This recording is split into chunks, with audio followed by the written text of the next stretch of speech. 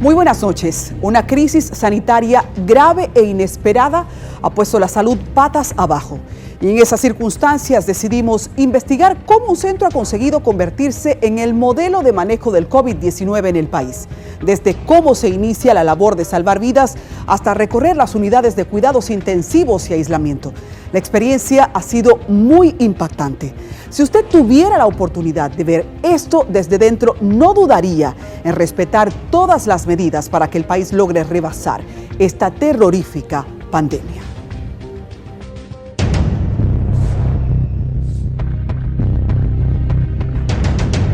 He visto el monstruo.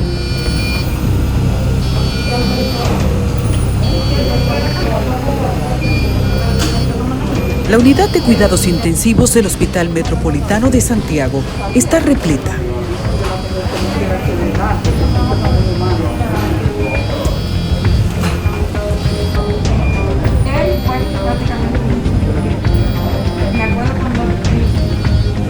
Se ha convertido en una zona de guerra médica. Que la ocupación que tenemos en la UCI en estos momentos es del 80%. Tenemos de 15 puestos disponibles, esta mañana tenemos 12. Y de esos 12 hay 7 ventilados. ¿Han visto muchas muertes? Hemos visto exactamente 9 muertes.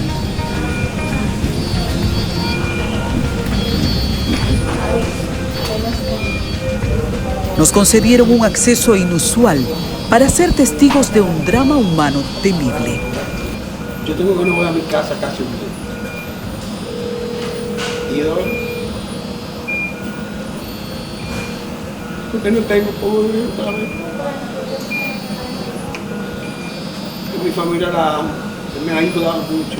Franklin Fernández es un hombre diabético que no sabe cómo fue contagiado de COVID.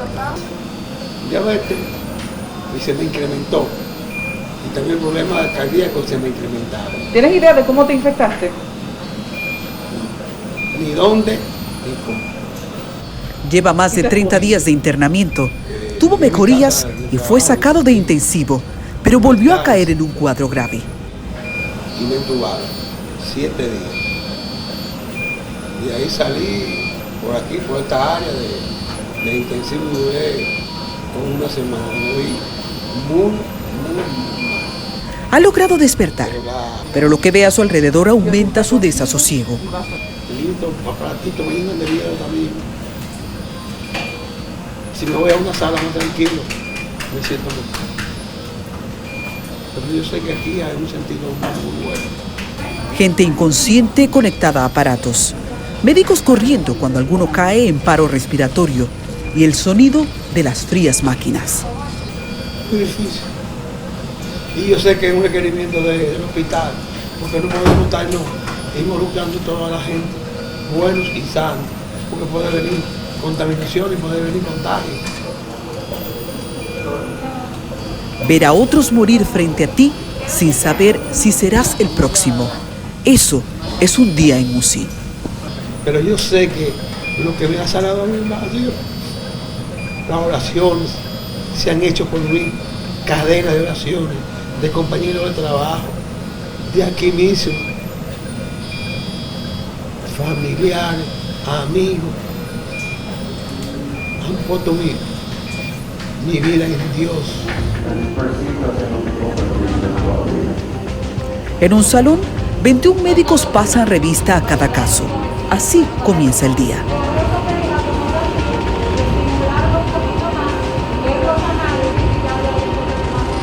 ¿Cuándo este centro se dio cuenta que tenía que asumir un rol mayor? El mes de febrero.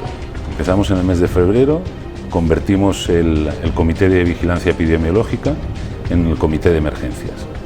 A partir de ahí de febrero nos estructuramos en una meta, ¿no? Porque el hospital tiene que tener una meta en esto, y la meta era proteger a los profesionales de la salud. Nuestra meta es proteger a los profesionales de la salud porque es la única manera de garantizarle la atención a los pacientes. Las clínicas no querían involucrarse. De hecho, el primer caso que vinculó a un paciente con COVID interno en este centro activó un miedo masivo.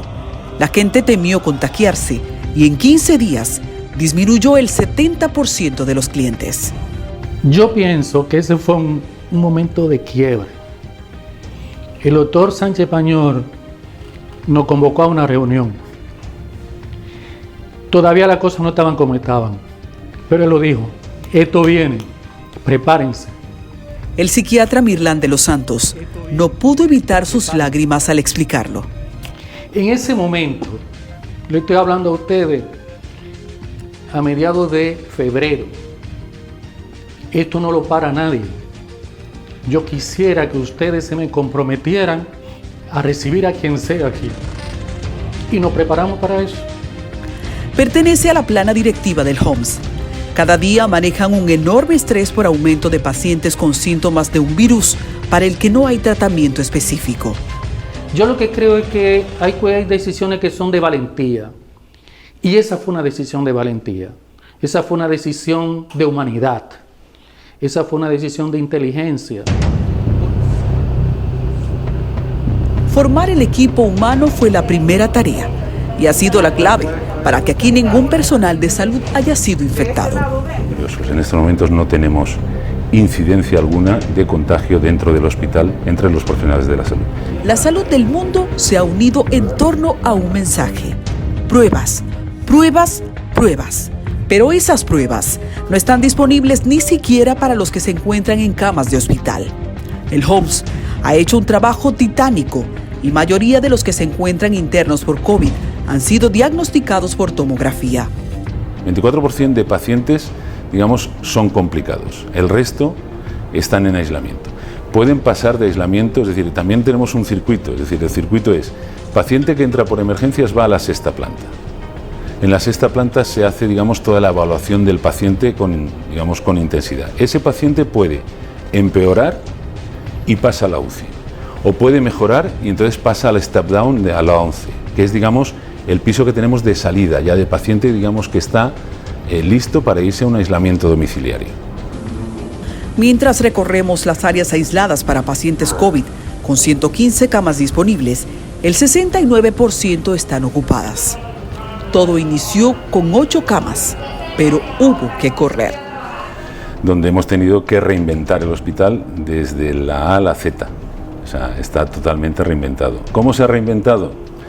Pues hemos tenido que segmentar el hospital, hemos tenido que dividir el hospital en lo que es el área de aislamiento y el área de no aislamiento y reestructurar absolutamente todo el hospital, todos los circuitos, todos los procesos, absolutamente todo es nuevo, ¿no?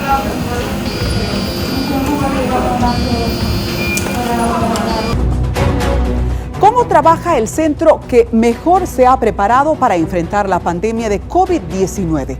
En un recorrido de todo un día, observamos.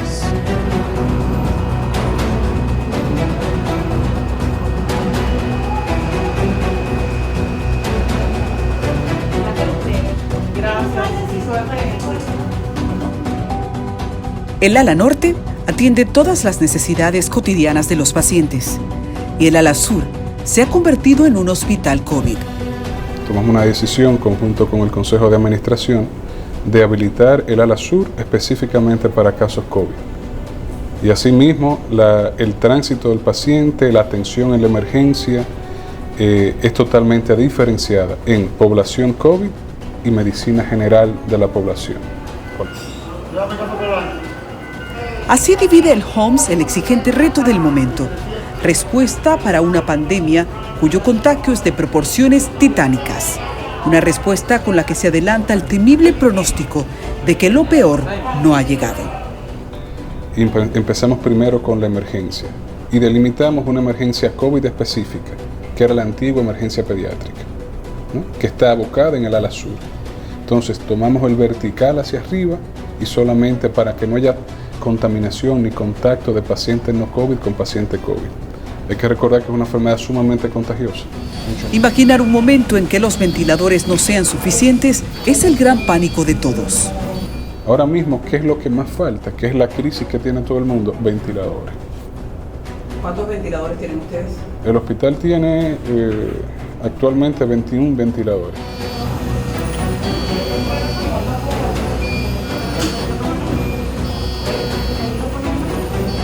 Hay que recordar que es una enfermedad sumamente contagiosa, mucho más contagiosa que la influenza y que la gripe. Entonces, por esta razón hemos sido aún más estrictos con el control. y sobre todo que no hay un tratamiento específico y por un año más o menos no habrá una vacuna segura en el mercado. Entonces, es una situación, es una decisión que va a durar el tiempo que sea necesario. En un pabellón del 6º nivel hay 30 camas para pacientes con cuadro agudo. En la Quinta Sur hay 30 camas más. En el 2º nivel está el cuidado intensivo con 15 camas, cada una con ventilador. En el 1er nivel hay una emergencia COVID con 15 camas. Y en el 3º hay 20 camas más para personas cuyo cuadro mejora y se alistan para un seguimiento domiciliario. El UCI está a toda capacidad. La curva epidemiológica se nota aquí primero. Pacientes atendidos en este centro como casos de coronavirus están varios días bajo tratamiento antes de poder conseguir acceso a una prueba PCR. Por lo tanto, no aparecen en los informes oficiales. La respuesta a la prueba toma otras 48 horas. A partir de ahí no hay pruebas, no hay las PCRs que se necesitan para determinar si uno está infectado o no. Bueno, pero hay otros medios. Primero hay otros medios que son hacer una serie de preguntas epidemiológicas, ¿no? Segunda, una serie de sintomatologías y después nosotros utilizamos evidentemente una tomografía de tórax, ¿no? La tomografía de tórax también se ha visto durante estos meses que es un gol estándar en cuanto a determinar si hay COVID o no COVID. Bueno, la prueba se hace en un momento para efectivamente decir y te certifico con que tú tienes la enfermedad.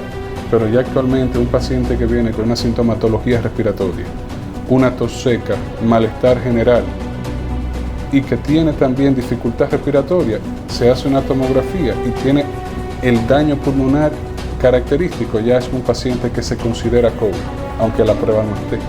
Yo soy de San Francisco. Rafael Cruz es uno de ellos. Es oriundo de la provincia de Duarte, pero fue referido por su uróloga luego de caer en un cuadro pulmonar sin razones aparentes. Ella sospechaba que ya yo tenía COVID, entonces me mandó a hacer una radiografía y ella vio algo raro en la radiografía y no quiso que yo me quedara en San Francisco. Dan por sentado que tiene COVID, pero aún su prueba no ha llegado. ¿Cuántos días lleva con fiebre? Llevaba 10 días ya. Aquí desde que llegué solamente me dio también el viernes de la noche, ya de ahí para adelante no me volví a dar. Está bien. Han seguido el protocolo de un diagnóstico clínico. Significa que el hospital ha tenido que crear sus propios protocolos, ya que el basado en la prueba es lento y a veces inaccesible. No hay pruebas suficientes, no hay ventiladores suficientes, no hay plaquinol suficiente, no hay médicos suficientes, no hay enfermeras suficientes, no hay hospitales ni clínicas suficientes. Y los recursos económicos efectivamente son finitos. Entonces es la crisis perfecta en el momento menos oportuno. Un equipo llama telefónicamente cada día a los pacientes que han sido enviados a sus casas, como parte del seguimiento epidemiológico interno. Sí está establecido que de 2 a 14 el periodo de incubación. Encontramos personas que están asintomáticas y posiblemente le hacemos la prueba y están positivos. Otros que están dentro del periodo, le hacemos la prueba, pero todavía su carga viral no es suficiente para ser detectada y ahí vienen los que pueden ser falsos positivos. Pero la gente muchas veces no ayuda. Pero, por ejemplo, tenemos una experiencia de una de las que llamamos, porque tenemos un equipo aquí que llama a los pacientes que se le han dado de alta. Y 2 días después de haberse le dado de alta, ella contestó de un supermercado. Cuando la asistente que le llamó para preguntarle cómo seguía, si estaba guardando distancia, si estaba aislada, ella le confesó que estaba comprando porque ella quería salir de la casa. Lo duro ha sido para nosotros el seguimiento que le estamos dando para poder completar lo que por protocolo nos permite a nosotros decir que el paciente está libre ya de COVID. Es obtener, una vez que hemos tenido una prueba positiva, poder obtener 2 pruebas negativas.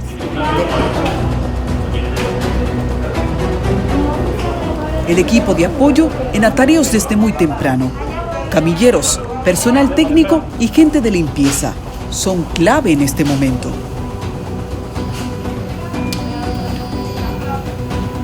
Nadie imagina el gran esfuerzo que deben hacer, permaneciendo más de 12 horas con un traje que aumenta la temperatura de su cuerpo por 3, en edificios que por su seguridad han tenido que disminuir los acondicionadores de aire y adicionalmente con protocolos para que sus trajes no los infecten.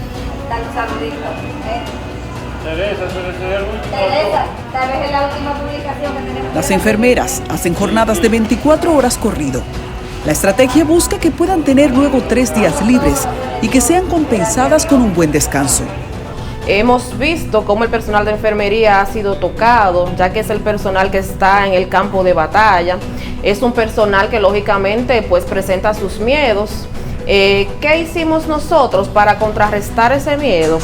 Pues como decía el doctor Héctor, ese personal se capacitó, se entrenó sobre lo que era la enfermedad, sobre cómo prevenirla y sobre cómo realizar un cuidado seguro.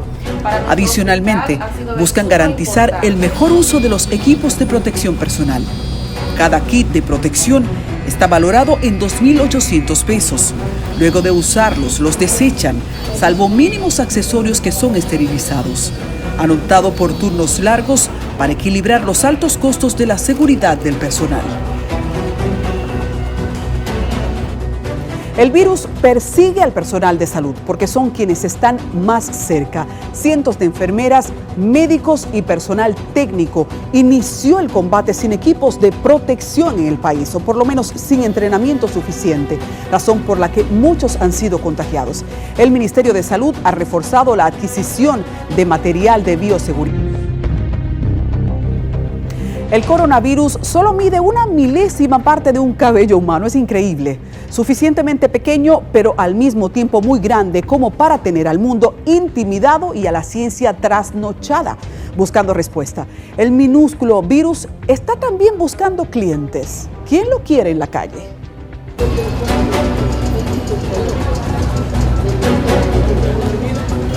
La pandemia sigue buscando clientes. Y los encuentra fácilmente en la calle. Muchos amontonados y a miles no les importa llevar máscaras.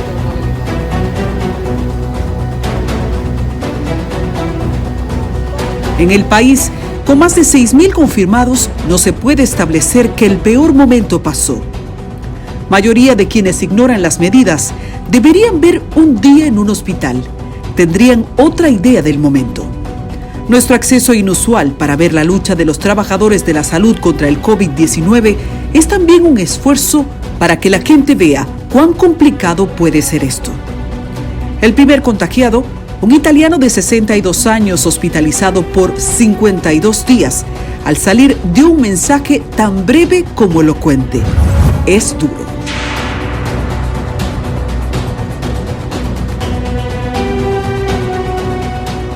Varias cosas lo hacen duro. Los síntomas, el miedo a morir, la falta de una prueba, falta de un tratamiento, el costo de pagar si te enfermas y, por si era poco el combo, la soledad. Hay un concepto que nosotros manejamos en psiquiatría, que es el concepto de la incertidumbre. Yo creo que la incertidumbre es lo que le genera el mayor estrés y angustia al ser humano. Porque en momentos como este que uno se da cuenta que uno no tiene el control de las cosas y que yo no sé lo que va a pasar en la próxima media hora, ni con mi existencia, ni con la existencia del otro. He soñado, he hecho muchos sueños buenos, testimoniales, bañándome en perío, que me han limpiado. El dolor emocional de Franklin, desde su cama en UCI, explica la angustia que ha traído esta pandemia a quienes desde el miedo de su enfermedad no pueden estar con un familiar. Pero la experiencia ha sido muy difícil porque tengo casi o un mes que no veo mi familia. Una semana conmigo. Pendiente también. Una semana. Yo a mi hijo atendiendo. Enfermarse toca a todos, pero estar obligado a la soledad en un momento difícil es parte de lo más cruel de esta enfermedad. Yo tengo que no voy a mi casa casi un mes. ¿Y dónde? Porque no tengo cómo vivir otra vez. Y mi familia me ha ayudado mucho. Y de aquí el cuerpo médico y enfermera y licenciada me han ayudado bastante porque este es un centro muy humano, muy bueno. Es el momento en que médicos y enfermeras ejercen de padre, madre, hijo, esposo y hasta de psicólogos.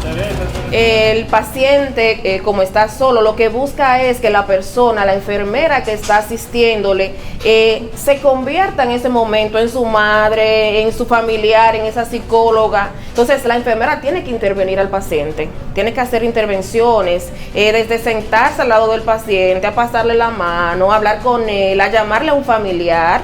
Yo en el día de hoy tuvimos dos experiencias de pacientes que tienen alrededor de 2 semanas ingresados, que han ido evolucionando hacia la mejoría, pero ellos no habían visto a su familiar.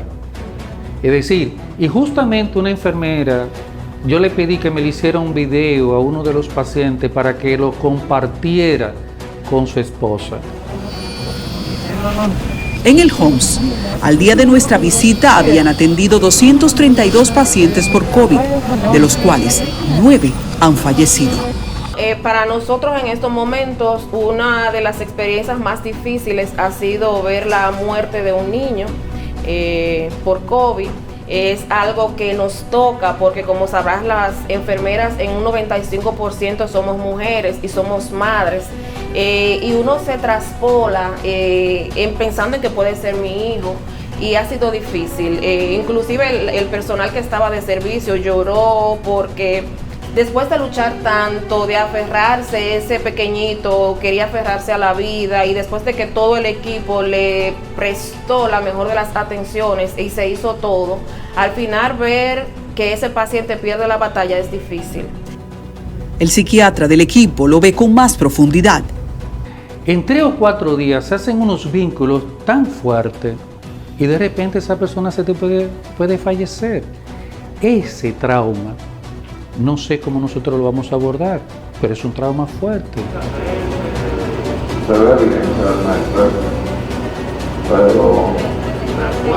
¿Cuántos días tiene que hacer? Tanto así que coordinan un proyecto de ayuda psicológica para el personal que está dando la cara al COVID.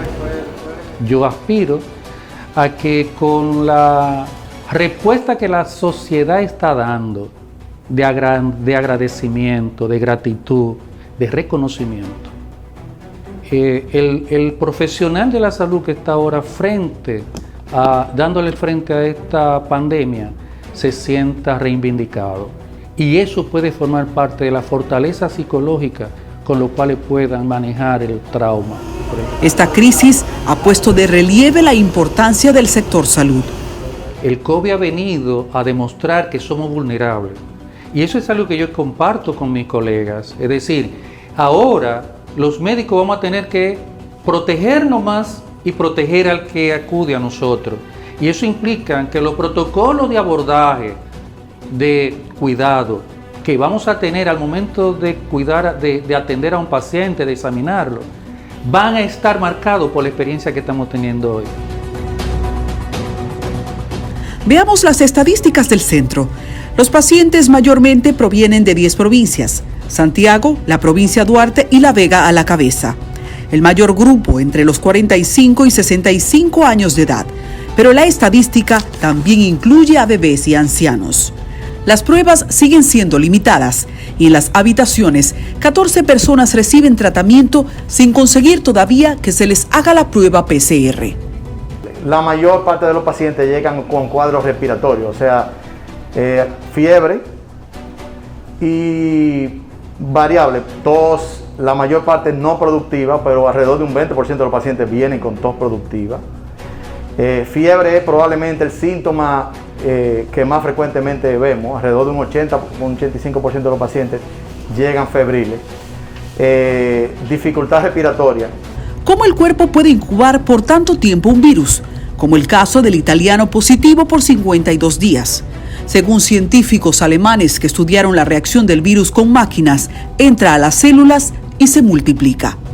A través de un receptor, el virus entra a la célula. El virus hay que entender que es un germen que no es completo, que por sí mismo él no se puede reproducir.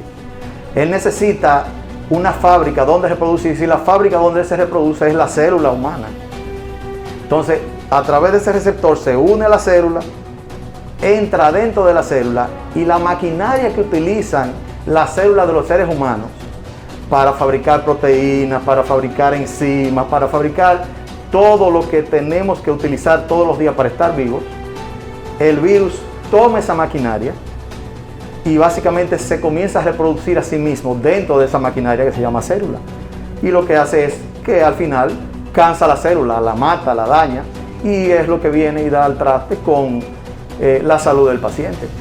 Si estamos sanos, nuestro sistema inmune puede combatir los síntomas leves de coronavirus, pero las cosas se pueden complicar. El virus penetra principalmente por las fosas nasales y la boca y puede descender por la tráquea hasta los pulmones. Lo que hace el virus es secuestrar las células sanas y reprogramarlas para que hagan más copias del virus, y así comienza a expandirse la infección. Ya cuando el virus se instaura, entra, vamos a decir que baja el pulmón y ataca lo que se llama el neumocito. El neumocito básicamente es la célula que compone el pulmón, es la célula que nos ayuda a hacer la función pulmonar, a respirar. Con el virus en el cuerpo, el sistema inmunológico se pone en guardia y responde con ataques al virus y a las células infectadas. Para ello, envía un ejército de células inmunológicas para combatir el virus y reparar el daño causado en el tejido pulmonar.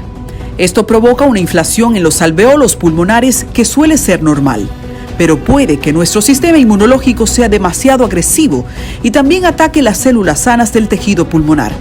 Entonces, el sistema que supuestamente nos protege, en realidad nos está haciendo más daño.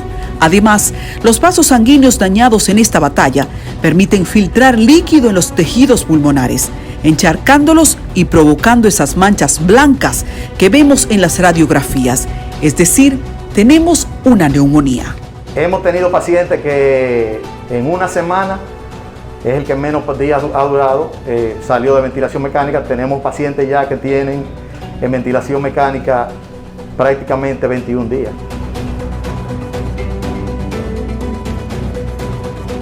Este encharcamiento ahoga los sacos de aire de los pulmones, que a su vez obstaculizan el paso de oxígeno a la sangre. El COVID es un gran traicionero. La carga viral puede permanecer por más de un mes en el cuerpo. La carga viral, por lo general, los días más complicados son del 5 al 7. Son los días en que los pacientes, se ha visto en las series publicadas, se presenta la mayor cantidad de complicaciones a nivel de la oxigenación, a nivel respiratorio, que es al final la complicación más severa que presentan los pacientes, la complicación que con más frecuencia lo lleva a la muerte. El neumólogo nos lleva de la teoría a la práctica. Todavía no estamos muy convencidos de que los tratamientos que estamos utilizando en realidad estén teniendo impacto. Porque al igual que hemos visto pacientes que han hecho, como se ha publicado en muchísimas redes, unos cambios maravillosos en cuestión de horas después de aplicar los tratamientos, igual hemos tenido pacientes en las mismas condiciones que esos milagros, a los que le hemos dado los mismos tratamientos que le hemos dado a los milagros, y los pacientes están actualmente en cuidado intensivo, en máquinas de respirar. El doctor Valle confiesa sus asombros. Nosotros, por ejemplo, anoche llegó una paciente con una tomografía prácticamente normal que se ingresó a planta, y anoche tuvimos que bajarla a cuidado intensivo, se le repitió la tomografía y estamos hablando que en menos de 12 horas pasó de una tomografía prácticamente normal a una tomografía totalmente patológica, llena de infiltrados en los dos pulmones. La paciente tuvo que ser llevada a cuidado intensivo y se intubó esta mañana y se ventiló. Son de las cosas que en realidad más me han chocado, lo rápido que este germen progresa.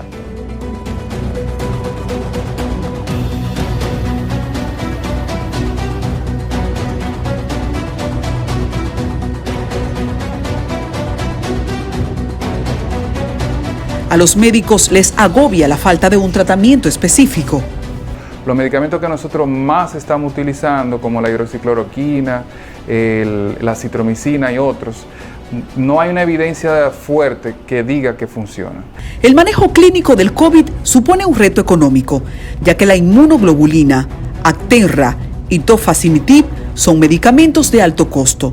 La gente no quiere contagiarse, pero puede estarlo atrayendo con errores básicos. El error número uno es que pues, andamos con guantes y andamos con mascarilla, pero no andamos con alcohol gel la mayoría. Entonces ese sería el error número uno, porque no estamos haciendo una higienización continua de las manos.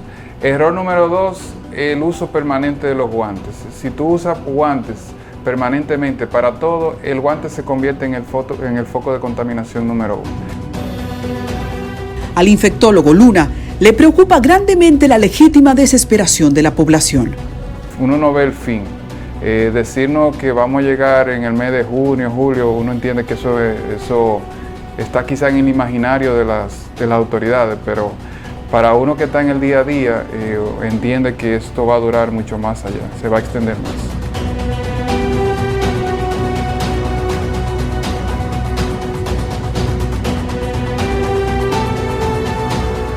Mientras el número de casos confirmados de COVID sigue en aumento, médicos y científicos están luchando por comprender el daño causado por el nuevo coronavirus en el cuerpo humano.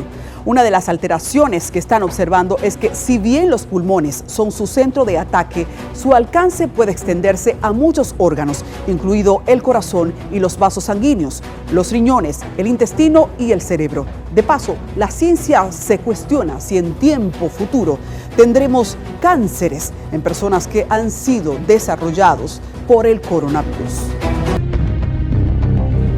Van y vienen con equipo de protección personal, una de las herramientas más deseadas del momento. Parece simple, pero no lo es.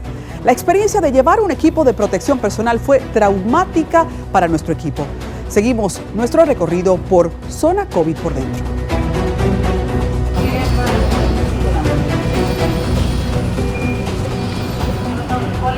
Agotamos un protocolo que tomó unos 10 minutos. Nos alistábamos para entrar a la unidad de cuidados intensivos COVID. Es el peor rostro de la pandemia en cada país donde ha llegado. La unidad tiene 15 camas. Todas están ocupadas y de ellas, 7 personas están respirando porque una máquina los impulsa. Rostros inertes. Todos tienen neumonía grave. Uno de ellos lleva 30 días en intensivo por COVID. Del resto, 8 sobrepasan los 20 días en UCI. Todos tenían algún antecedente que comprometió su salud. Mientras tanto, lidiábamos con el pánico de ver tanto dolor ante nuestros ojos y la incomodidad del infernal traje. ¿Cómo pueden durar 24 horas con este equipo puesto? La respuesta es una sola. Es lo único que puede impedir que no se contagien. Una hora después de tener el traje ya era intolerable. Picaba, daba calor y abrumaba la idea de tocarse y contaminarse. No hay dudas, son héroes. La salud vive una crisis grave e inesperada que ha puesto en riesgo a todos, con una terrible crisis sanitaria. En el resto de las entrevistas, cuando nos guiaba el equipo médico, los veíamos sin guantes. Prefieren estar obsesivamente lavándose las manos, algo que por supuesto no ocurre cuando ya estén en contacto directo con los pacientes COVID. Bueno, pues vamos a ver, yo estoy sin máscara y sin guantes porque primero llevo una metodología propia, ¿no?, de limpieza de manos, digamos, todos los días me suelo lavar las manos unas 20 veces. Y estoy ahora sin máscara básicamente porque estamos manteniendo una distancia, ¿no? El hospital, yo te diría que en estos momentos el hospital es un lugar seguro, o sea, un lugar seguro. Seguro para el que tiene COVID y seguro para el que no tiene COVID. Porque está estructurado con circuitos independientes, porque la gente no tiene, digamos, la capacidad de mezclarse. El Homs es un hospital privado ubicado a la entrada de Santiago. Pese a su condición de privado, los pacientes que ves aquí no son ricos, hay de todo. El centro ha mantenido la delantera en tecnología médica y de punta. Se encuentra en proceso de una acreditación de Canadá y se posiciona entre los 3 mejores ofertantes de salud del país. De paso, La rapidez con que pudieron hacer sus adaptaciones frente a la pandemia tiene que ver con que estaban listos. Uno cuando dice un hospital, no solo es el personal sanitario, es el de la limpieza, es el de que da de comer, es el de mantenimiento que hay que arreglar un grifo de la habitación. Todo eso tiene un protocolo independiente. Y además en ese protocolo tú tienes una serie de ascensores que además los tienes que limpiar para que no haya transmisión vertical. Entonces tú tienes que poner una señora de la limpieza que están haciendo un trabajo sensacional, que cuando suben y bajan los ascensores se mete y lo limpia con hipoclorito todo.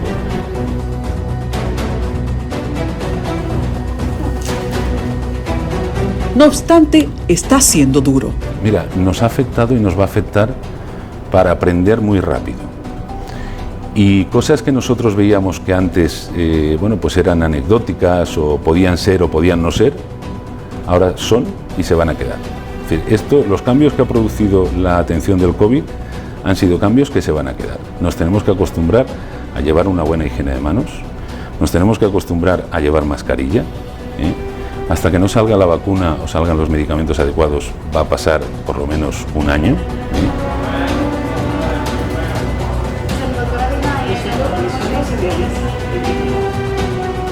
Nos llevaron a otra área, la unidad de diálisis. Es la más grande del país. 120 pacientes se dializan simultáneamente. Tienen un confinamiento especial para personas con coronavirus que llevan tratamientos de diálisis. Armar esta unidad fue otro reto. El primer día que yo vi una prueba que dijo detectada de una paciente, la di a las 11 de la noche, yo no dormía. Yo moría pensando cómo iba a ser todo. De los 13 pacientes que hemos tenido positivo con COVID dentro de la unidad, 4 han ido a la unidad de cuidado intensivo, ya 2 están fuera, 1 está en su casa, hay 1 ya despierto con traqueostomía. El reporte en esta unidad es bastante alentador. Vamos a decir que la hemos hecho, todavía no tenemos mortalidad dentro de la unidad de diálisis.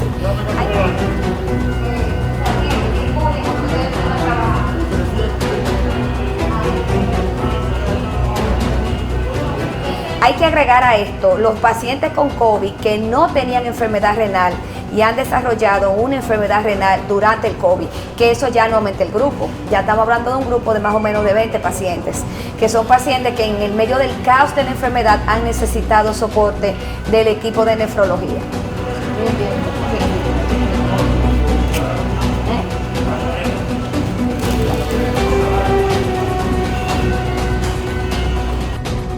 Llegábamos al final. Quitarnos el traje fue aún más exigente que ponerlo. Nos rociaron con potentes virucidas y habíamos terminado. Habíamos terminado el comienzo, porque esto apenas inicia. La salud tiene demasiado por delante. La pandemia los hace aprender algo nuevo cada día y no sabemos cuándo terminará. 24 horas es demasiado para quienes viven el COVID día a día. Pero no todo es oscuro. Varios días después de nuestra grabación, un video emocionó a nuestra redacción. Franklin era despedido del hospital. El hombre que lloraba en UCI al fin podría ir a su casa. El rostro de la esperanza de que esto pasará.